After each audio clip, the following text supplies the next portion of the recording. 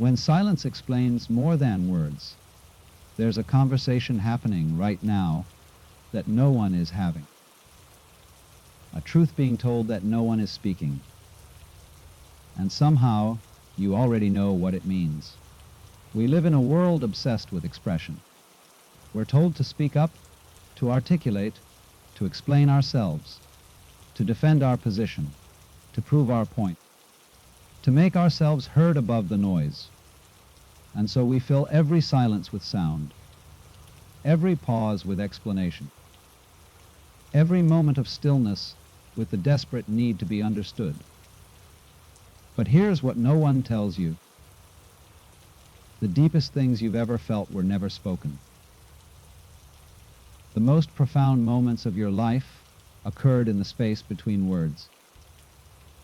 That moment when you locked eyes with someone and the entire conversation happened without a single syllable. That instance when you sat beside someone in pain and your presence said everything your vocabulary couldn't. That split second when you understood something so completely that language would only diminish it. You've experienced this. You know this is true. Yet we continue to worship at the altar of articulation, believing that if we can just find the right words, we'll finally be understood. If we can just explain ourselves clearly enough, we'll be seen. If we can just speak loudly enough, we'll matter. And in this endless pursuit of being heard, we've forgotten how to listen to what cannot be said. Think about the last time you tried to explain how you really feel. Not the surface emotions, the easy ones like, I'm happy, or I'm sad, but the deep, complicated truths that live in the caverns of your being. Maybe you tried to tell someone why you're afraid, or why you feel disconnected, or why certain moments make you ache with a longing you can't name. You searched for words. You arranged them carefully. You spoke them earnestly. And yet something essential remained untranslated. Something vital got lost in the journey from your heart to your mouth. Because language, for all its beauty, is not the native tongue of the soul. The soul speaks in silence, in the weight of a gaze, in the quality of a presence, in the resonance of a moment that needs no narration. Here's the truth that will change everything. Silence is not the absence of communication. It is the presence of a deeper language. When you stop filling every space with words, something miraculous happens. The truth emerges. Not the truth you can defend or prove or argue for, but the truth that simply is. The kind of truth that lives in your bones. The kind that doesn't need your permission to be real. There's a reason the mystics and sages throughout history have always pointed towards silence. Not because they had nothing to say, but because they understood that the most important things cannot be said.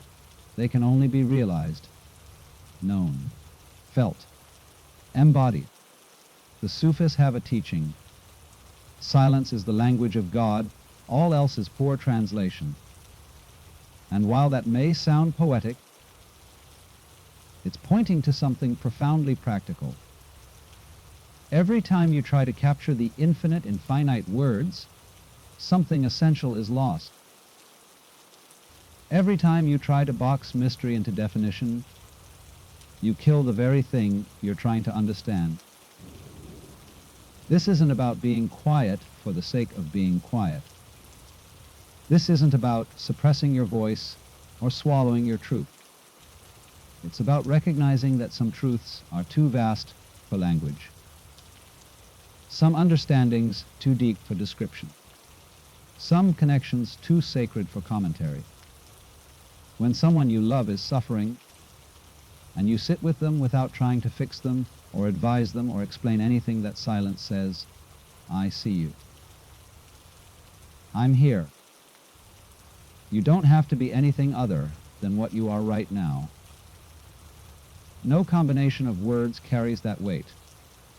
When you're in nature, standing before an ancient tree or a vast ocean, and you feel that sense of awe that makes you forget yourself, that silence is speaking directly to something in you that was never meant to be conceptualized. It's a knowing beyond knowledge, a wisdom beyond words. When you meditate and your mind finally stops its endless narration, and you drop into that space beneath thought, that silence reveals what was always there, but what couldn't be heard over the noise of your own commentary. So here's what this means for you right now in your actual life. Pay attention to the moments when you rush to fill silence. Notice the discomfort that arises when a conversation pauses. Feel the urgency to explain yourself, to qualify your statements, to make sure you're understood. That urgency, that's fear. Fear that without your words, you won't exist. Fear that without your explanation, you won't matter. Fear that silence is emptiness rather than fullness. But what if you're wrong? What if silence is where you become most real? Try this. The next time you're with someone, and the conversation naturally pauses, don't rush to fill it. Let the silence sit there. Don't make it awkward with your anxiety about it. Just let it be. And notice how the quality of connection actually deepens. Notice how presence becomes more available. Notice how you can actually feel the person across from you more clearly when you're not mentally composing your next sentence. Or try this. The next time you're tempted to explain yourself, to defend your choice, to justify your feeling, pause. Ask yourself, does this need to be said, or am I speaking to ease my own discomfort with being misunderstood? Because here's a liberating truth. You don't owe everyone an explanation. Some people will understand you without words. Others won't understand you even with all the words in the world.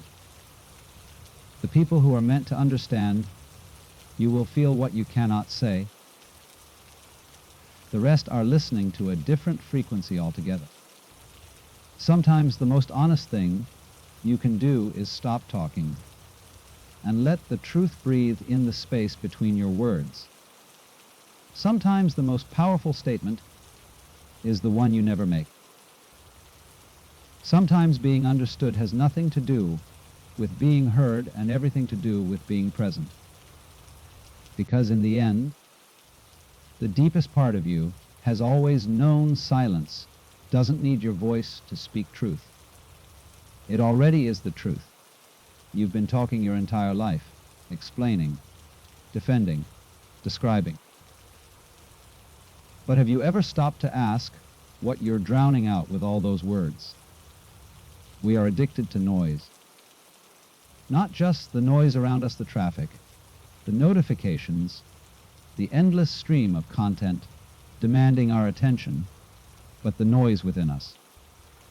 The constant internal monologue that narrates every moment, judges every experience, and comments on everything as if reality needs our approval to exist. You know this voice. It's the one that's been running since you woke up this morning, possibly before. The one that says, I need coffee, and I shouldn't have said that yesterday, and what if they think I'm, and I really need to. It never stops. Even now, as you're taking in these words, that voice is probably commenting on them, agreeing, disagreeing, wondering where this is going, planning what you'll do after this ends. This is the noise we mistake for thinking, the chatter we confuse with consciousness, the mental static we believe is our identity. And because this voice never stops, we assume it's essential. We think, I talk, therefore I am, We believe that without this constant stream of internal dialogue, we would somehow cease to exist. So we keep it running. We feed it. We give it material. We let it tell us stories about who we are and what everything means. But here's what you've never been told. That voice is not you. That narrator is not your consciousness. That commentary is not your awareness. It's just noise. Learned noise. Habitual noise. And it's covering up something infinitely more real. Beneath all that talking internal and external, there's a presence. A quiet awareness that doesn't need to comment on anything. That simply sees. Simply knows. Simply is. And this presence, this silent witness, at the core of your being, this is what you actually are. The Zen masters understood this deeply. They would sometimes respond to profound questions with nothing but silence. Not because they didn't know the answer, but because the silence was the answer. When a student would ask, "What is enlightenment?" a true master might simply stop speaking and let the question dissolve in the space of not knowing.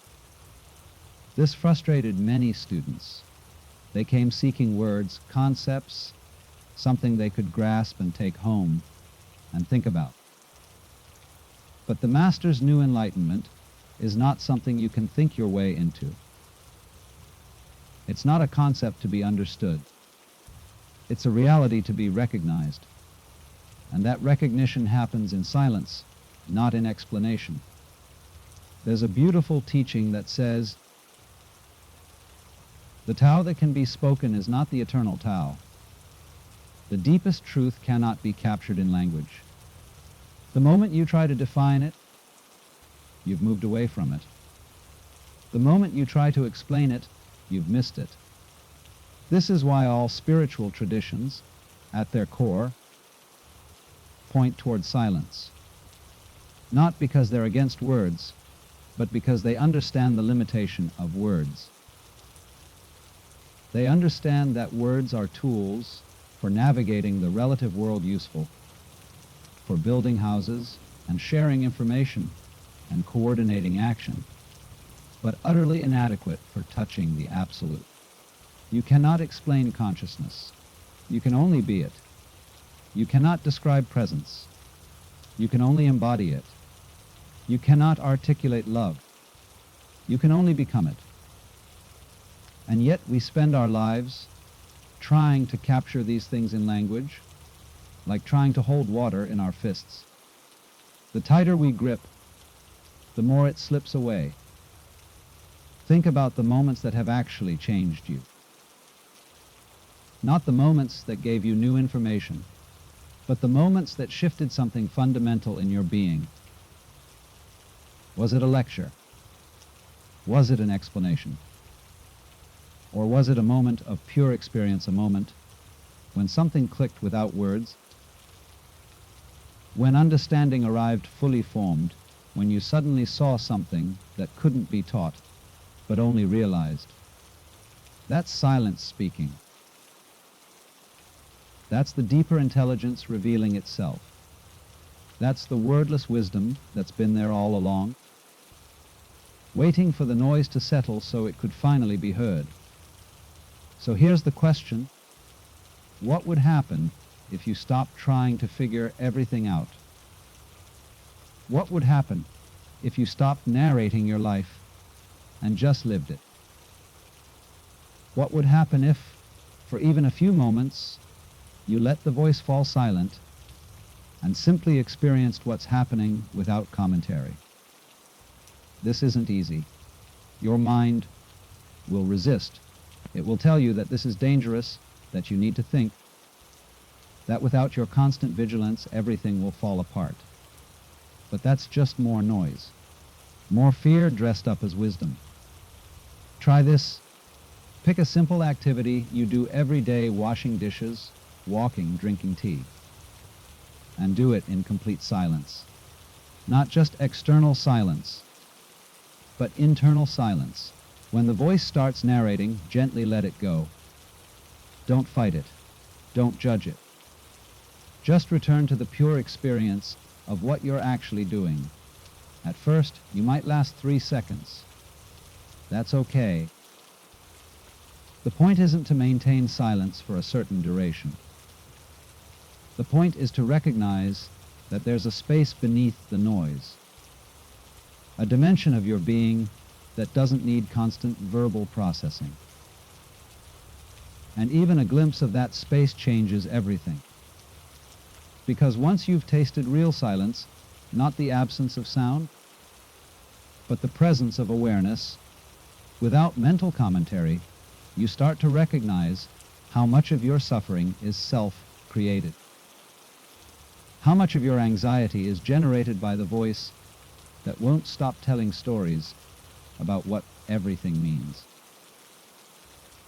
How much of your disconnection comes from being trapped in your head instead of inhabiting your actual life. The silence beneath your words is not emptiness. It's not nothing. It's the ground of everything, the source from which all meaning emerges, the space in which your actual life is happening, while your mind is busy narrating a story about your life. And when you finally stop talking long enough to listen, you realize you've been looking for peace in all the wrong places. It was never in the next explanation. It was never in finally being understood. It was in the silence you were afraid of all along. You've spent years accumulating knowledge, reading books, having conversations, collecting ideas about who you are and how the world works. You've built an entire identity out of thoughts and beliefs and stories.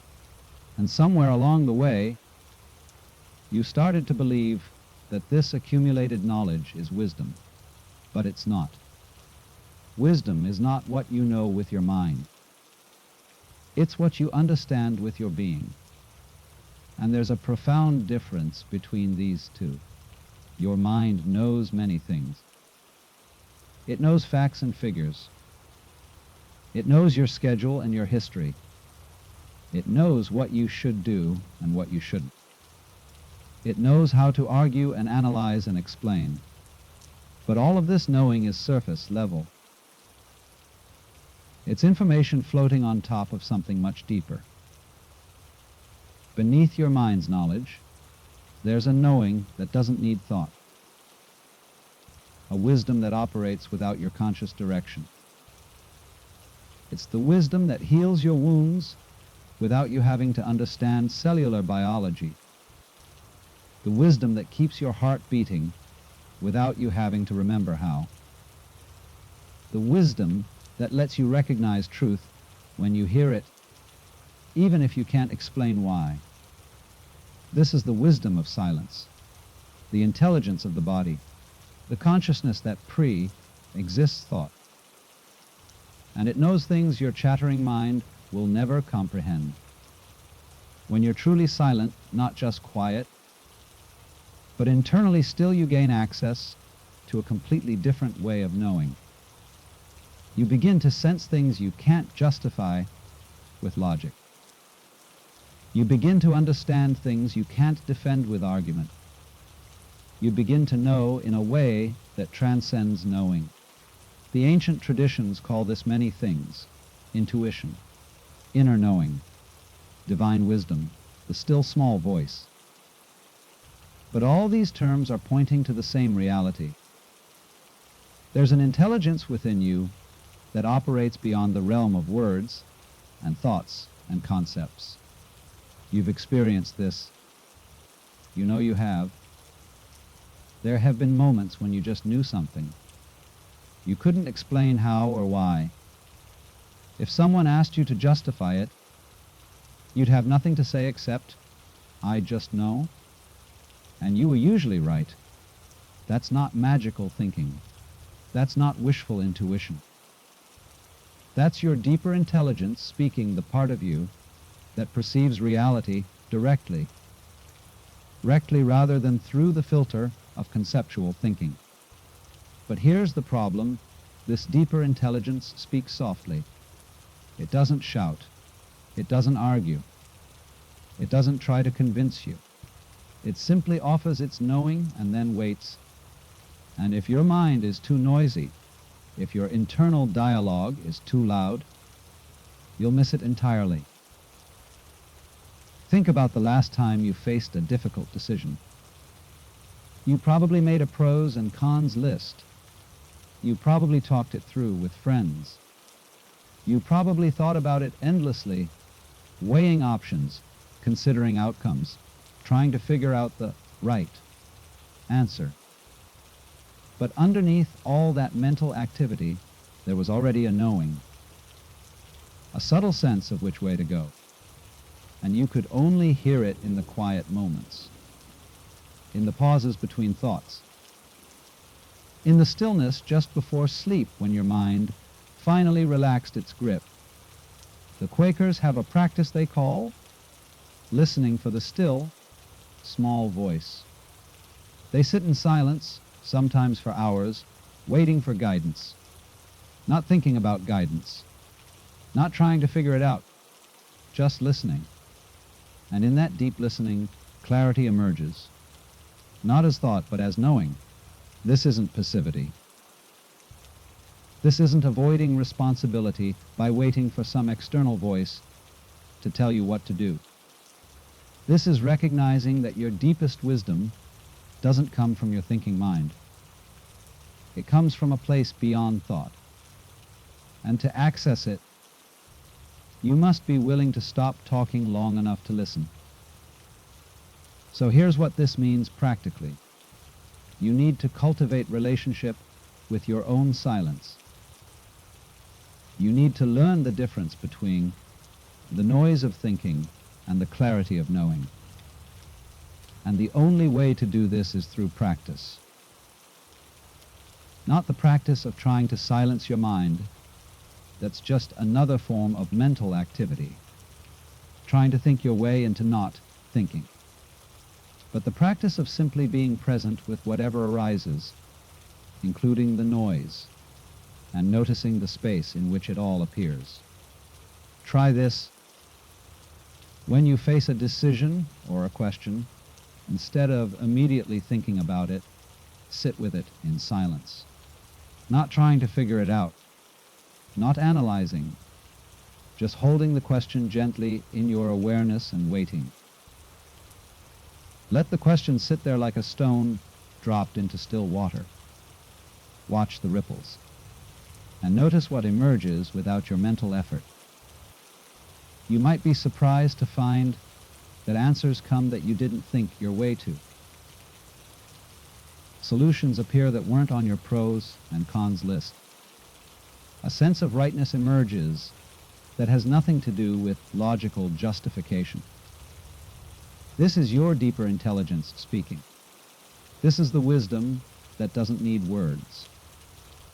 And the more you learn to listen to it, the less you need to figure everything out with your thinking mind.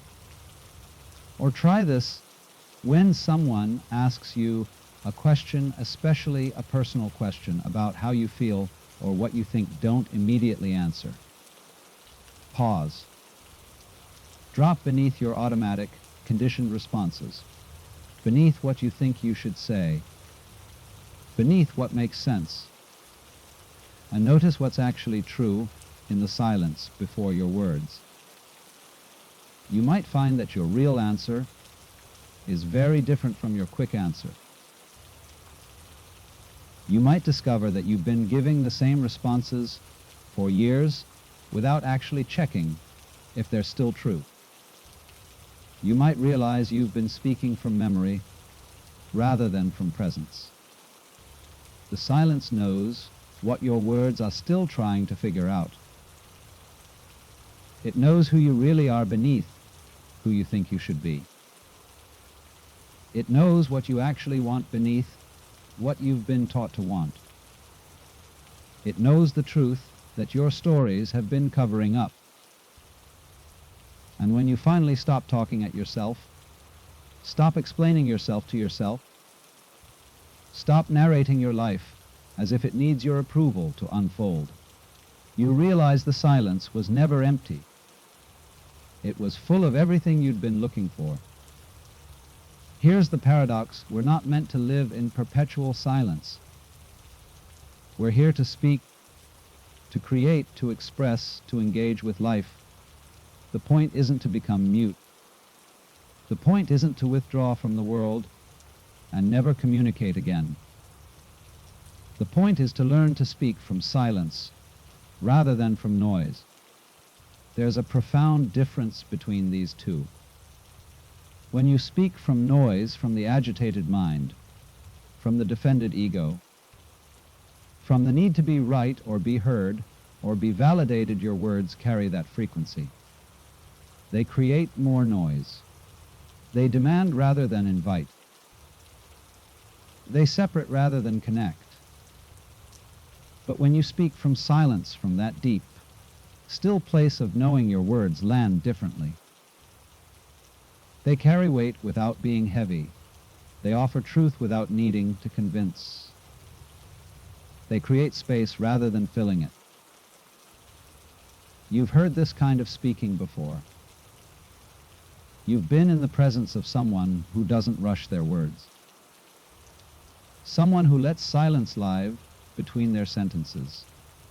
Someone who speaks only when they have something to say, not just to fill the void. And you remember it because it touched something in you that all the clever arguments and entertaining stories never could. That's because silence, speaking, doesn't come from the surface. It comes from depth. It comes from presence. It comes from a place that knows its own truth and doesn't need your agreement to remain true. The mystics and poets understood this. They knew that the most powerful language emerges from silence, not despite it. Rumi would spend hours in silent meditation before he spoke. His poetry didn't come from thinking about poetry. It came from touching that place beneath thought and bringing something back from their words soaked in silence, carrying the fragrance of the unspeakable. This is why truly great art moves us. It's not because of technical skill alone. It's because the artist has touched silence and created from that place. Whether it's music or painting or writing or dance, you can feel when something has emerged from depth rather than from the surface mind's cleverness. The same is true for conversation. Think about the people in your life who really listen. Not the ones who are waiting for their turn to talk. Not the ones who are mentally composing their response while you're still speaking. But the ones who are actually with you when you speak. Present, receptive, silent in their attention. When these people finally do speak, their words carry something different. Wisdom, maybe. Or simply truth. Not the truth they're trying to project, but the truth that naturally emerges when someone is speaking from presence rather than from agenda. You can develop this quality. You can learn to speak from silence. But it requires something most people aren't willing to give. The death of your attachment to being heard. Because speaking from silence means being willing to say nothing if nothing needs to be said. It means being comfortable with the empty space. It means trusting that if something is meant to be spoken, it will arise naturally.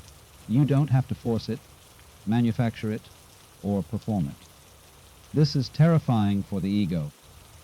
The ego believes it exists through its expression. It thinks that if it's not constantly asserting itself, it will disappear. So it talks, it explains, it defends, it makes sure everyone knows it's here. But your real self, the silent awareness that watches all of this, has no such insecurity. It doesn't need to prove itself. It doesn't need to be understood. It simply is whether it speaks or not. And when you speak from that place, your words become medicine. They become bridges. They become invitations into the very silence they emerged from. So how do you cultivate this? How do you learn to speak from silence instead of from noise? First, you practice being with silence. Not just external quiet, but internal stillness. You sit with yourself without distraction. You feel what it's like to simply exist without needing to entertain yourself or explain yourself or improve yourself. You get comfortable with the space where nothing is happening. This is harder than it sounds. Your mind will protest. It will generate thoughts and worries and tasks and memories to pull you back into mental activity. Let it, notice it, and keep returning to the silence beneath it all. Second, you practice the pause. Before you speak, pause. Just for a second. Drop out of your head and into your body.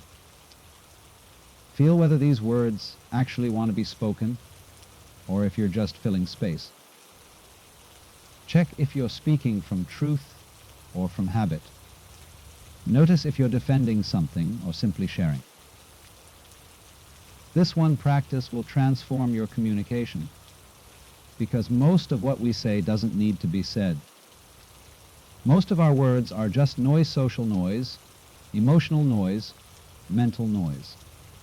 And when you start pausing before you speak, you begin to recognize the difference between what wants to be said and what your ego wants to say. Third, you practice deep listening. When someone speaks to you, give them the gift of your silence. Don't plan your response. Don't compare their story to yours. Don't fix or advise or judge. Just listen from that quiet place inside you. Listen with your whole being, not just your ears. You'll be amazed at what happens. People will feel more understood by your silence than they ever felt by anyone's words. And when you do finally speak, it will come from that deep listening place, and it will touch them in a way clever responses never could. You don't need more words. You need deeper words. You don't need to speak more. You need to speak from a place that actually has something to say. And that place is silence. Not the silence of suppression or fear or withdrawal, but the silence of fullness, the silence of presence, the silence that is so complete in itself that it doesn't need anything added to it. When you discover this silence, truly discover it, not just as a concept, but as a living reality, everything changes. Your words become fewer but more potent. Your presence becomes quieter but more powerful. Your life becomes simpler but more profound. Because you're no longer spending all your energy trying to be heard. You're no longer exhausting yourself trying to be understood. You're no longer defending and explaining and justifying your existence. You're just here. Fully, completely, silently present even when you speak. And that presence, that silence, filled presence speaks louder than a lifetime of words ever could. Sometimes the most important thing you can do is stop talking and let life speak through you instead. And when it does, you realize the silence was never empty. It was just waiting for you to stop filling it with noise, so it could show you what it's been trying to say all along.